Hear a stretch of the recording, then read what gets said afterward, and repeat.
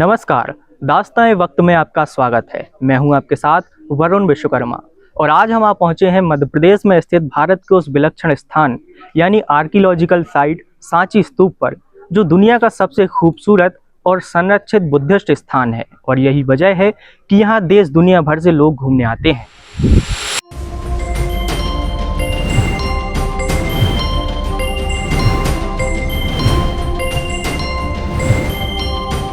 मध्य प्रदेश की राजधानी भोपाल से महज 46 किलोमीटर दूर विंध्य की पहाड़ियों पर स्थित है सांची।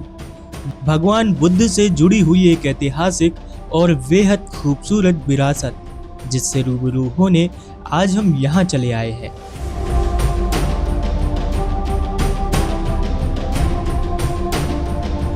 वैसे तो भारत में बहुत सारे स्टोन स्ट्रक्चर्स मौजूद हैं। सांची भी उन्हीं में से एक प्राचीन भारतीय कला का बेजोड़ नमूना है। ये खास इसलिए भी है क्योंकि सम्राट अशोक ने इसे 3वीं शताब्दी ईसा पूर्व में खुद अपनी देखरेख में बनवाया था। अशोक की पत्नी देवी यही यानी सांची के एक अमीर व्यापारी के घर में पैदा हुई थी। यही उन दोनों का विवाह भी हुआ। शायद यही वजह रही होगी कि भगवान बुद्ध की अस्थियों पर स्तूप बनवाने के लिए सांची को चुना गया। आज से 2300 साल पहले सम्राट अशोक ने यहाँ पर मिट्टी और ईंटों का एक स्तूप बनवाया था।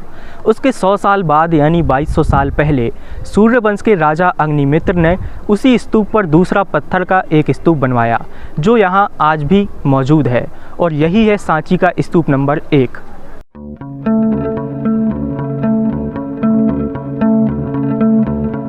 यहाँ पक्की ईंटों पर पत्थर लगवाए गए, जिसका मकसद गौतम बुद्ध की अस्थियों को हमेशा के लिए सुरक्षित करना था। ऐसे निर्माण ने न केवल स्तूप को मजबूती प्रदान की, बल्कि स्तूप का आकार 2 गुना कर दिया। साथ ही इसकी सुंदरता में भी इजाफा हुआ। गौर करने की बात है कि ये काम उस वक्त के समाज के सहयोग से हुआ।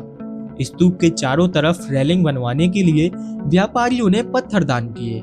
इसे सगुन भेदिका कहा गया। इसे बनवाने के लिए पत्थर की स्लैब्स को लकड़ी की तरह सीधा काटा गया, फिर एक लड़ी की तरह से पिरो दिया गया। स्तूप के चारों कोनों में जातक कथाओं को दर्शाते तोरण द्वार लगाए गए। सांची में इसके अलावा 2 और स्तूप भी हैं, पर उनका आकार मुख्य स्तूप से बहुत छोटा है। अलग अलग समय में सांची के इस प्रांगण में नए निर्माण होते गए।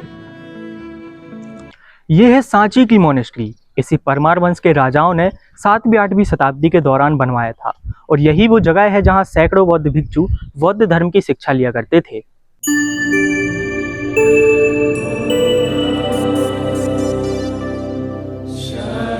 उस समय यहाँ बहुत चहल पहल रहती होगी। बौद्ध भिक्षु विचार निर्मासा में व्यस्त दिखते होंगे। यहाँ आकर महसूस होता है कि पवित्रता और ज्ञान का अनूठा संगम यहाँ रहा होगा।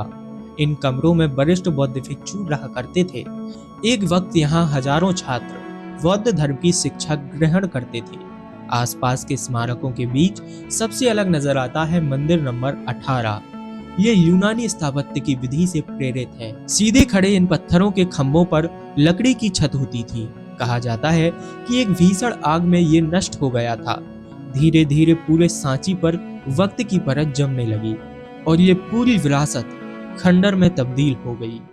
ये स्तंभ सम्राट अशोक ने 3वीं शताब्दी ईसा पूर्व में धर्म के प्रचार के लिए बनवाया था। फिर 12वीं शताब्दी से 18वीं शताब्दी तक लगभग 600 साल के लिए सांची को भुला दिया गया और ये पूरा इलाका जंगलों से भर गया। और फिर ये पिलर जिसे आप पीछे देख रहे हैं, इसका इस्तेमाल यहाँ के लोकल जमींदार गन्ने का जूस निकालने के लिए करने लगे। जनरल टेलर ने सन 1818 में जब इसकी फिर खोज की तो दुनिया की नजर एक बार फिर सांची पर पड़ी। लेकिन अगले 100 सालों तक शौकिया पुरातत्व शास्त्रियों और खजाना खोजने वालों की वजह से सांची को खासा नुकसान हुआ। बाद में सन 1912 से लेकर 1918 तक आर्कियोलॉजिकल सर्वे ऑफ इंडिया के सर जॉन मार्शल ने स्मारक का जीर्णोद्धार किया। जहां तहां बिखरे अवशेषों को वापस तरीने से लगाया गया। ये काम इतनी खूबसूरती से हुआ कि सांची के मूल स्वरूप से छेड़छाड़ नहीं हुई। अब यही स्मारक हमें देखने को मिलता है। सांची न केवल भारत बल्कि पूरे विश्व की धरोहर है। हम खुशकिस्मत हैं कि वक्त ने सदियों से इसे अपनी आगोश में सहेज कर रखा है। तो हमारी इस खास पेशकश में बस इतना ही। अगली बार फिर होगी आपसे मुलाकात इतिहास और विरासत के नए पन्नों के साथ। तब तक के लिए मुझे दीजिए इजाजत। नमस्कार।